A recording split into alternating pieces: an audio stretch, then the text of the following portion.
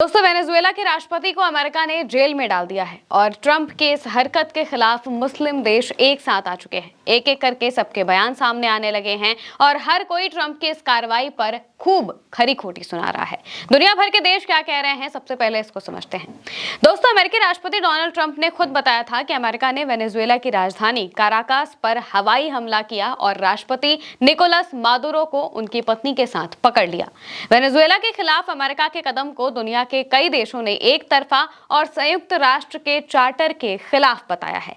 Iran ने इस मामले में सीधे अमेरिका पर निशाना साधा और हिजबुल्लाह ने भी अमेरिकी कार्रवाई का विरोध किया है। ईरान के विदेश मंत्रालय ने अपनी सोशल मीडिया पोस्ट में लिखा, ईरान का विदेश मंत्रालय वेनेजुएला पर अमेरिकी सैन्य हमले और देश की राष्ट्रीय संप्रभुता और क्षेत्रीय अखंडता के खुले उल्लंघन की कड़ी निंदा करता है। वेनेजुएला पर अमेरिकी सैन्य हमला संयुक्त राष्ट्र चार्टर के मूलभूत सिद्धांतों और अंतर्राष्ट्रीय कानून के बुनियादी नियमों, खास तौर पर संयुक्त राष्ट्र चार्टर के अनुच्छेद 2.4 का स्पष्ट उल्लंघन है, जो बल के प्रयोग या फिर धमकी को रोकता है और इसे पूरी तरह से आक्रामकता माना जाता है।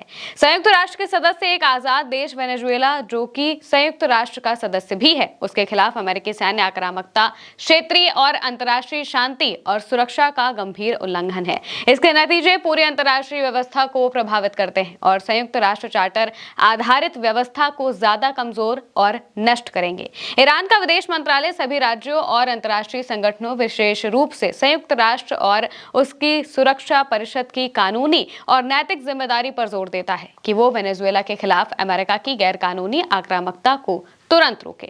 ईरान ने आक्रामकता वाले ये बयान दिए हैं, यानी कि सीधे तौर पर जो डोनाल्ड ट्रंप ने कार्रवाई की है उसके विरोध में उतर आए हैं। वहीं दूसरी तरफ कतर के विदेश मंत्रालय ने भी इस मामले पर अपना रिएक्शन दिया। एक बयान में विदेश मंत्रालय ने कहा, कतर राज्य बोलिवेरियन रिपब्लिक ऑफ वेनेजुएला में मौजूदा घटनाओं पर गहरी चिंता व्यक्त करता है और इस संदर्भ में संयम बरतने, तनाव कम करने और सभी लंबित मुद्दों को हल करने के लिए बातचीत का सही तरीका अपनाने की अपील करता है। विदेश मंत्रालय संयुक्त राष्ट्र चार्टर और अंतर्राष्ट्रीय कानून के स्थापित सिद्धांतों का पालन करने के लिए कतर राज्य की स्थिति की पुष्टि करता है, जिसमें चार्टर के तहत अंतर्राष्ट्रीय विवादों को शांतिपूर्ण तरीकों से हल करने की जिम्मेदारियां शामिल है। तुर्की के विदेश मंत्रालय ने भी बयान दिया है, जिसमें लिखा है, हम वेनेजुएला में हाल के घटनाक्रमों पर करीब से नजर रखे हैं। तुर्की वेनेजुएला की स्थिरता और वहां के लोगों की शांति और भलाई को महत्व देता है। हम सभी पक्षों से संयम बरतने की अपील करते हैं ताकि मौजूदा हालात के नतीजे क्षेत्रीय और अंतर्राष्ट्रीय सुरक्षा के विपरीत न हो। विदेश मंत्रालय ने कहा है कि तुर्की अंतर्राष्ट्रीय कानून के दायरे में वेनेजुएला में संकट को हल करने के लिए कोई भी योगदान देने के लिए तैयार है। वहीं लेबनान में मौजूद संगठन हिजबुल्लाह ने अमेरिकी ऑपरेशन पर तीखी प्रतिक्रिया दी है। हिजबुल्लाह से जुड़ी अल मनार टीवी वेबसाइट पर अपने एक बयान में उसने कहा है कि अमेरिका की कार्रवाई वेनेजुएला की राष्ट्रीय संप्रभुता, अंतर्राष्ट्रीय कानून और संयुक्त राष्ट्र चार्टर का खुला और अभूतपूर्व उल्लंघन है। हिजबुल्लाह ने अमेरिकी आरोपों को झूठा बताया है। दरअसल राष्ट्रपति ट्रंप आरोप लगाते रहे हैं कि अमेरिका में वेनेजुएला के लाखों लोग घुसे चले आ रहे हैं। उनका आरोप है कि अमेरिका में अवैध अप्रवासियों की बाढ़ के लिए मादुरो जिम्मेदार है। उन्होंने वेनेजुएला के दो गैंग, ट्रेन दे अरागुआ और कार्टेल दे लोस सोलेस, को विदेशी आतंकवादी संगठनों की लिस्ट में डाल दिया है। आरोप लगाया गया है कि दूसरे समूह का नेतृत्व खुद मादुरो करते हैं।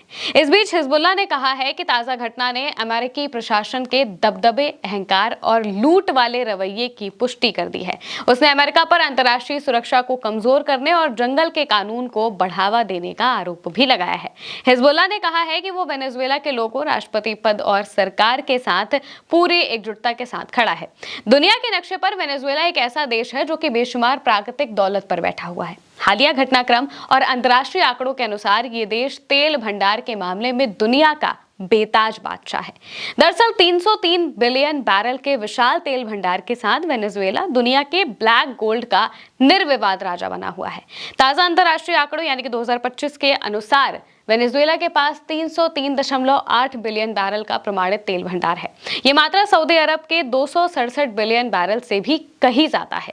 इतनी दौलत के बावजूद वेनेजुएला का दैनिक उत्पादन केवल 9.5 लाख बैरल के करीब ही है, जबकि अमेरिका 138 लाख बैरल प्रतिदिन निकालकर उत्पादन में टॉप पर है और अमेरिका की नजर इस तेल के भंडारों पर काफी पहले से थी। वेनेजुएला के पास दुनिया का सबसे बड़ा भंडार तो है, लेकिन इसका अधिकांश हिस्सा हैवी क्रूड ऑयल है, यानी कि भारी कच्चा तेल है। इसे जमीन से निकालना और फिर रिफाइन करना न केवल कठिन है बल्कि बहुत महंगा भी है। इसके अलावा अमेरिकी प्रतिबंधों और बुनियादी ढांचे की कमी की वजह से वेनेजुएला अपनी क्षमता के अनुसार निर्यात नहीं कर पाया है। हालांकि 2025 में कुछ प्रतिबंधों की ढील और चीन के साथ व्यापार बढ़ने से इसके निर्यात में सुधार देखा गया था, लेकिन अब नारकोटिक्स के खिलाफ कार्रवाई करने की आड़ में यह खजाना अमेरिका ने हथिया लिया है। वेनेजुएला में मादुरो की गिरफ्तारी के बाद उपराष्ट्रपति को ही राष्ट्रपति बनाया गया।